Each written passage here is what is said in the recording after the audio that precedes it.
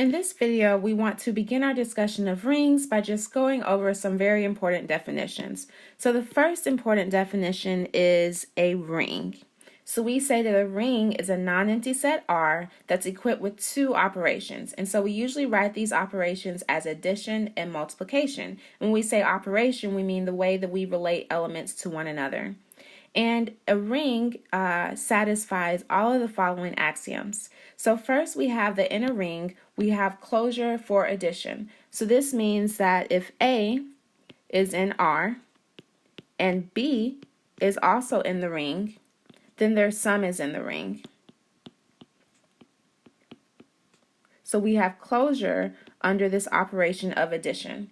We also have associativity for addition. So if we have A plus the quantity B plus C, that's the same thing as the quantity of A plus B plus C. We have commutative addition, and that means that elements commute under addition. So A plus B is equal to B plus A. And we also have an additive identity. So what does this mean? This means there is an element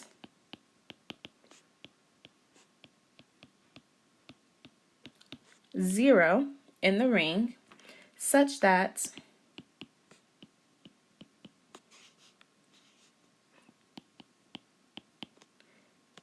zero plus A equals A plus 0 for every A in the ring.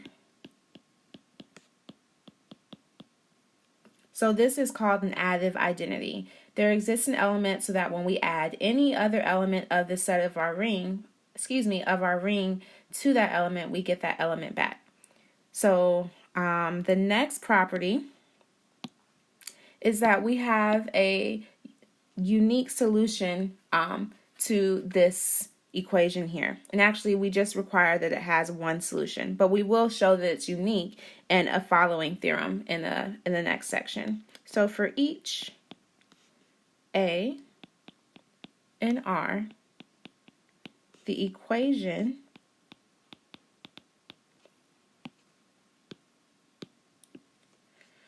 A plus X equals 0 has a solution.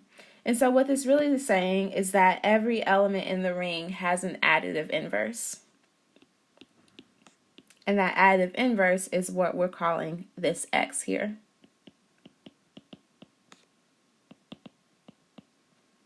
Okay, the last three axioms for the ring, we know that we need closure for multiplication. So we can write that as if A is in R and B is in R, then A times B is in R. We also have associativity of multiplication. So if I have A times the product of B times C, that's the same thing as the product of A times B times C. Lastly, we have that rings satisfy distributive laws. So that tells us that if I have A times B plus C, that is equivalent to A plus B plus A C. So we just distribute the A to the B and the C. And then similarly, if I have A plus B times C, that's also equal to AC plus BC. So what I'm saying here is that I can distribute on the left and on the right hand side over addition. And so any set R that has two operations, addition and multiplication, that satisfies all of these axioms is what we call a ring. We can get even more specific than that, and we can say that a commutative ring is a ring that satisfies all the axioms above, but it has this additional property that multiplication commutes. That is, A times B is equal to B times A for all of the elements in the ring. Next, we have a ring with identity, and so that's going to be a ring that contains a one element. And so that one element is called the identity, and it satisfies the following property. What this property is telling us is that when we multiply any element of the ring times this identity, we're just going to get that element back. So a couple of examples of rings. So the first and most classic example is going to be the integers. the integers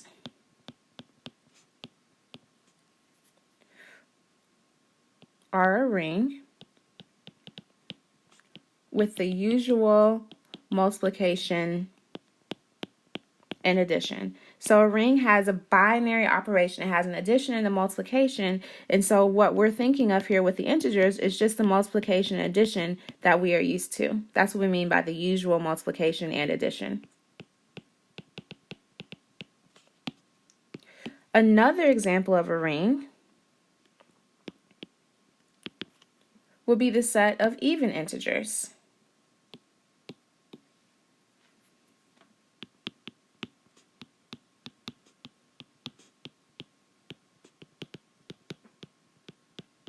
And how could we write that? We could write that as a set of 2k, such that k is an integer, and that's how we can write the even integers. Kind of write them like that.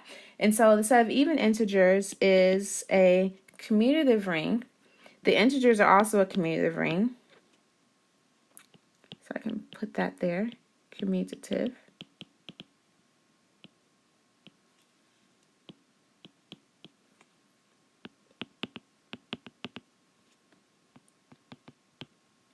Without identity. And so that reminds me again that the integers are a commutative ring with identity. And so what's the identity here?